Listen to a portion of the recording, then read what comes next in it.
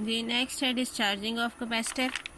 अगर हम इस स्विच एस को क्लोज कर दें इस तरह से कि अब हमने इसको सेट कर दिया है इस स्विच एस को एट पॉइंट बी। अब देखें कि ये बैटरी सर्किट से निकल गई है, अब बैटरी सर्किट में शामिल नहीं है। अब ये एक क्लोज्ड पाथ बन जाता है। करंट की डायरेक्शन हमेशा होती है पॉजिटिव से नेगेटिव टर्मिनल की तरफ।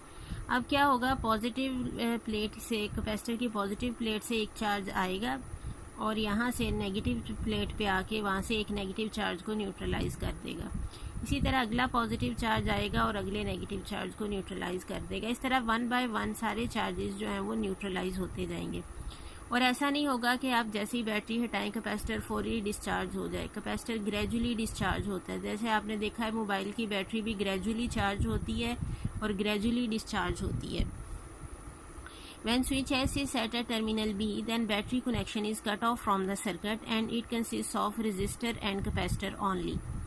The charge plus Q on left plate of capacitor starts flowing through R and neutralize the charge minus Q. Plus Q charge यहाँ से आएगा और minus Q charge को 1 by 1 न्यूट्रलाइज करता जाएगा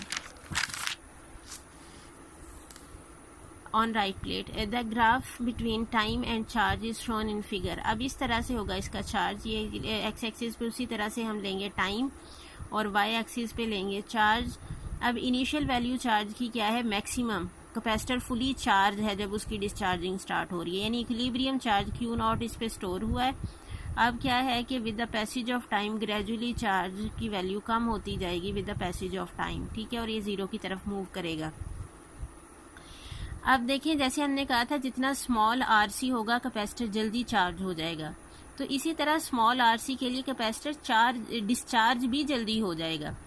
जो लार्ज आरसी वाला कैपेसिटर है वो चार्ज देर से होगा तो डिस्चार्ज भी उतने ज़्यादा देर से होगा। The graph between time and charge is shown in figure which shows how gradually charge decreases from maximum equilibrium value to 0. If value of RC is small, then capacitor is discharged rapidly, and for large RC capacitor discharges slowly, जैसे ये graph में भी show किया है। अब हम time constant पहले हमने चार्जिंग के लिए डिफाइन किया था, अब हम डिस्चार्जिंग के लिए भी कर सकते हैं। देखिए मैक्सिमम चार्ज कितना है Q0।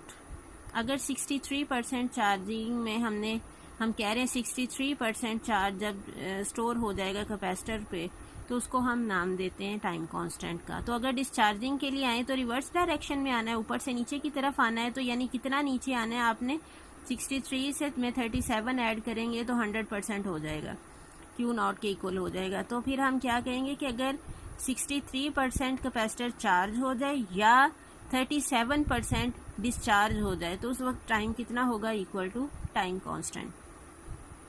The time during which 0.63 times equilibrium charge is discharged from capacitor is known as time constant. ये time constant को हमने डिफाइन किया है in terms of discharging। पहले हमने डिफाइन किया था in terms of charging। दोनों में से कोई सी भी डेफिनेशन जो आपको याद रह जाए वो आप लिख सकते हैं। बेशक एक ही याद कर लें, चार्जिंग वाली कर लें, ये ना करें। ये तो वैसे आपको बताई है कि डिस्चार्जिंग में क्या होगा, 63% चार्जिंग में जितना टाइम लगेगा या 37% डिस्चार्जिंग में जितना टाइम लगेगा उस टाइम को हम कहते हैं time constant. The charging and discharging of capacitor is exponential, यानी कि ये जो कर्व बनता है इसे हम एक्सपोनेंशियल कर्व कहते हैं। वो अब मैथ्स में आते हैं।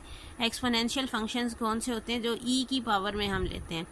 ई की वैल्यू होती है ऑलमोस्ट अप्रॉक्सीमेटली हम इसको 3 लेते हैं, वैसे होती है 2.99 समथिंग, आगे लॉन्ग वैल्यू है।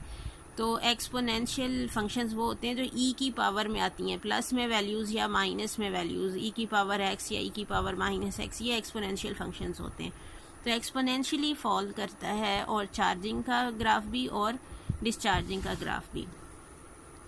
ये मैंने आपको बताया था कि शॉर्ट में भी आ जाता है और हम इसको एंड पे प्रूव करते हैं कि show that product RC has same units as that of time, यानी RC equal to T prove करना है। हमने लेफ्ट हैंड साइड यहाँ पे हमने ले ली आरसी के इक्वल है, और ओहम्स लॉ एक आपने पढ़ा होगा पहले भी, नेक्स्ट चैप्टर में भी हम पढ़ेंगे। V is equal to I R होता है।